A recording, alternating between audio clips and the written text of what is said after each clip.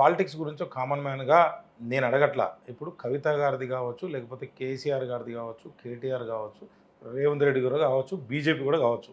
అంటే 2028లో బీజేపీలో బీఆర్ఎస్ పార్టీని అంటే మిమ్మల్ని ఎందుకు అడుగుతున్నా అంటే కవిత గారికి చాలా అత్యంత సన్నిహితంగా ఉన్నారు. మీరు కేసీఆర్ గారికి ముఖ్యంగా చాలా కవిత గారికి ఇప్పుడు సన్నిహితంగా లేను. అంటే నాకు ఇప్పుడు అప్పుడున్న సమాచారం. నేనేం అనుకోవట్లేదు కానీ ఆమె నన్ను శత్రువుగా చూస్తూ ఉన్నది. నేను మాట్లాడితేనే భౌతిక దాడులు చేస్తాను. పర్సనల్ అట్లా కాదు. నేను అనేది ఏంటంటే నేను కూడా పర్సనల్గా ఏం మాట్లాడలే. ఆమె కోపం అంతా ఏంటంటే కేసీఆర్ గారి గురించి ఆమె మాట్లాడుతూ ప్రత్యక్షంగా హరీష్ గారిని టార్గెట్ చేసింది. హరీష్ గారిని టార్గెట్ చేస్తే నాకేంది, కేసీఆర్ గారిని టార్గెట్ చేస్తే నాకేంది, ఎవరిని టార్గెట్ చేసినా నాకు సంబంధం లేదు. ఆమె కాళేశ్వరం అవినీతితో ముడిపెట్టడం వల్ల నేను రియాక్ట్ అయినా. ఆమె కాళేశ్వరం జోలు తీయకపోతే నేను ఆ రోజు మీడియాలో మాట్లాడేవాన్నే కాదు. నేను కలిసాను రీసెంట్గా. నేను ఏంటంటే ఆమె అంటే నాకు గౌరవం ఉండే. మొన్న జాగృతి వాళ్ళతో బండ బూతులు తిట్టించింది నన్ను. నేను దాని మీద రియాక్ట్ కాలే. ఆ తర్వాత మొదటిసారి మీతో మాట్లాడుతున్నా. నా మీద భౌతిక దాడులు చేస్తామని బెదిరించారు.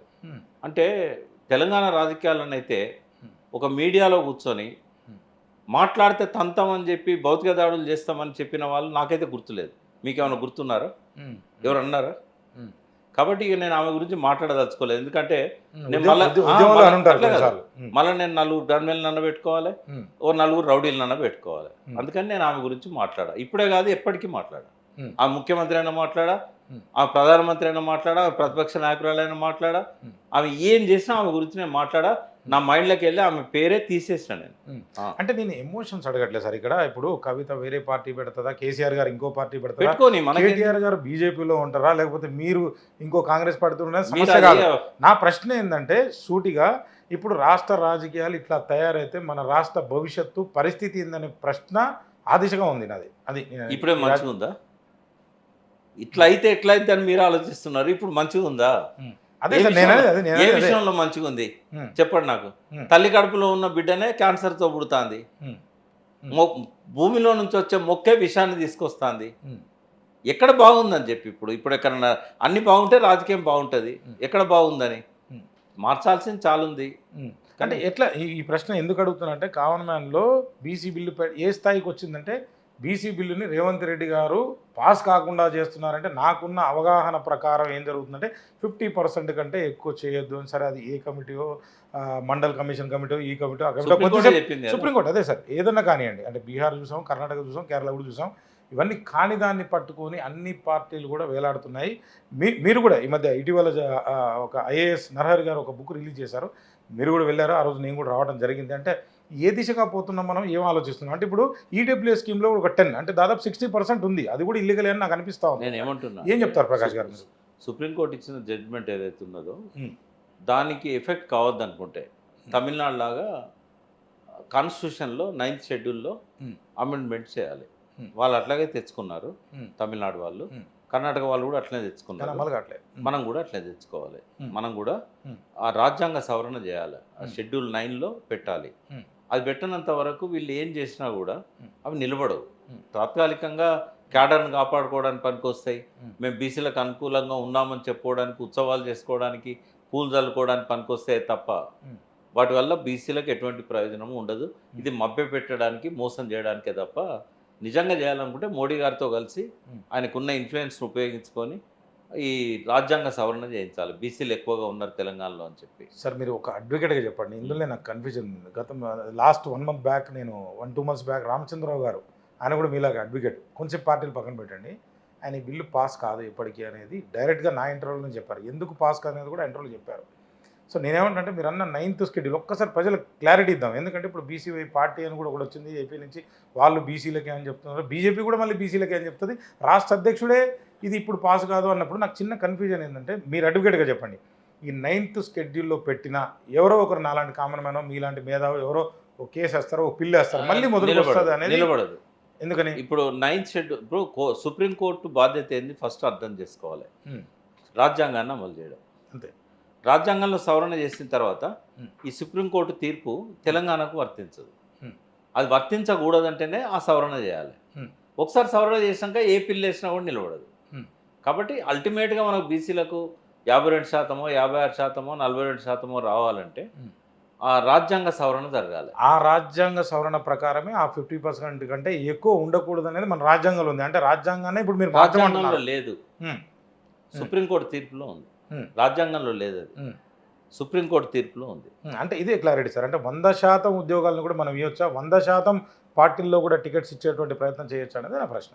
అంటే ఇయ్యొచ్చు. ఎట్లా ఇయ్యొచ్చు అంటే ఉదాహరణ నేను చెప్తా. ఇప్పుడు కొట్లాటంతా ఇప్పుడు జెడ్పీటీసీ ఎలక్షన్స్ ఆ! గురించి తెలంగాణలో నడుస్తుంది. మేమెంతో మాకంత అనే నినాదం ఉన్నది. హ్మ్. ఉన్నప్పుడు బీసీలు 52% ఉన్నది ఇక్కడ. హ్మ్.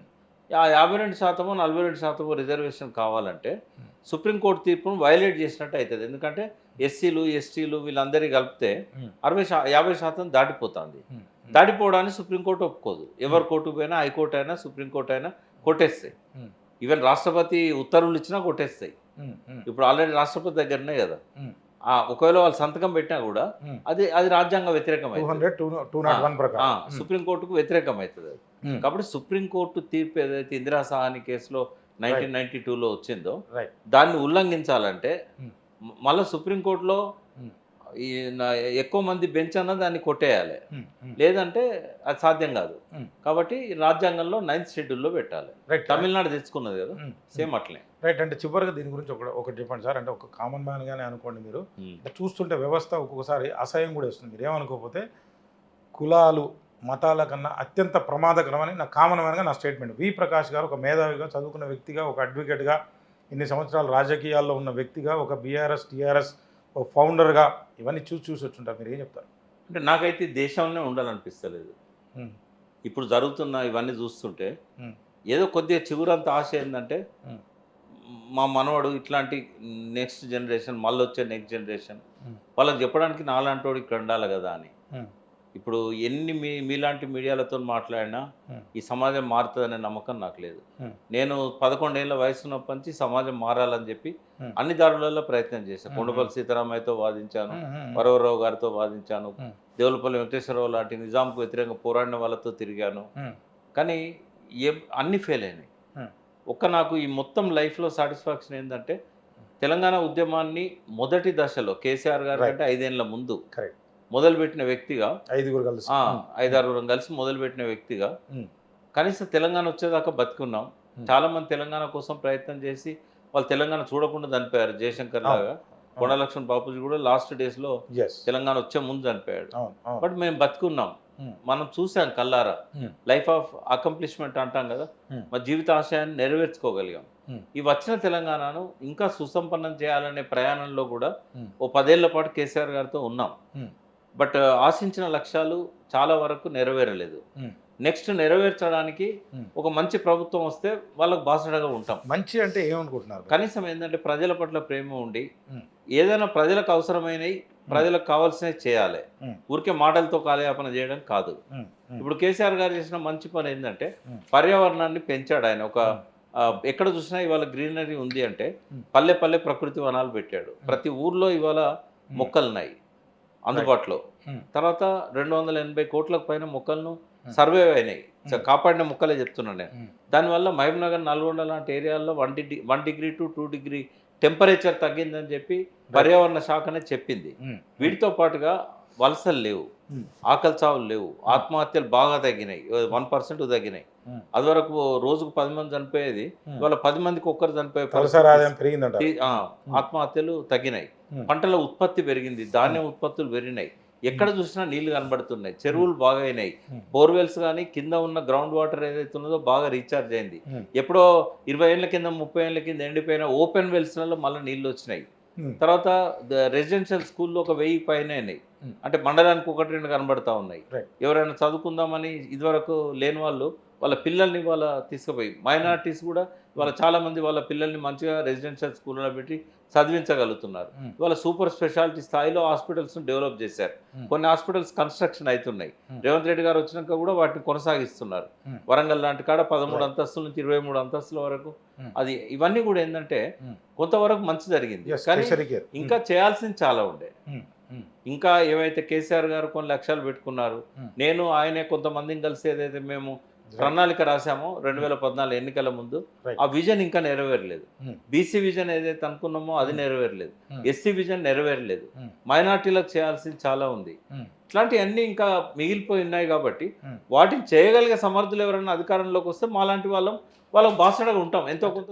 మళ్ళీ నేను 4 గన్మెన్లు పెట్టుకోవాలి, ఓ 4 రౌడీలను పెట్టుకోవాలి. అందుకని నేను ఆమె గురించి మాట్లాడా. ఇప్పుడే కాదు, ఎప్పటికీ మాట్లాడా. ఆ ముఖ్యమంత్రి అయినా మాట్లాడా, ఆ ప్రధానమంత్రి అయినా మాట్లాడా, ఆ ప్రతిపక్ష నాయకురాలైనా మాట్లాడా, ఆమె ఏం చేసినా ఆమె గురించి నేను మాట్లాడా. నా మైండ్లోకి వెళ్ళి ఆమె పేరే తీసేసిన నేను. మొన్న జయప్రకాష్ నారాయణ గారి ఇంటర్వ్యూ మీరు చేసినప్పుడు వారు మాట్లాడే దానిలో కొన్ని విషయాల మీద క్లారిటీ ఇస్తే బాగుండు అనిపించింది. ఎందుకంటే వారంటే నాకు చాలా గౌరవం.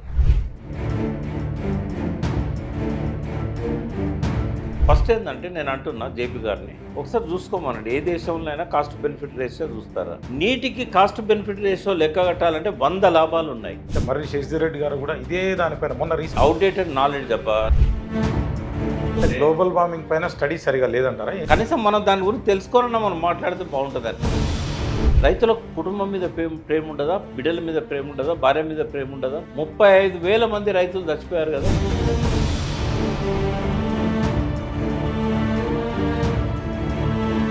అంటే ఇదంతా నీళ్లు లేకనే కదా. పంటలు పండితే ఎందుకు పోతారు? దీంట్లో ఎమోషన్స్ ఏం లేవు. కవిత గారు అన్నట్టు, తన కూతురు అన్నట్టు దీంట్లో జరిగింది అవినీతి అని ఓపెన్ స్టేట్మెంట్ ఇచ్చారు. అంటే కేసీఆర్ ప్లేస్లో ఇంకో సీఎం ఉంటే 40,000 కోట్లు 80,000 కోట్లు అంటే మీరు కూడా చప్పట్లు కొట్టేవారు.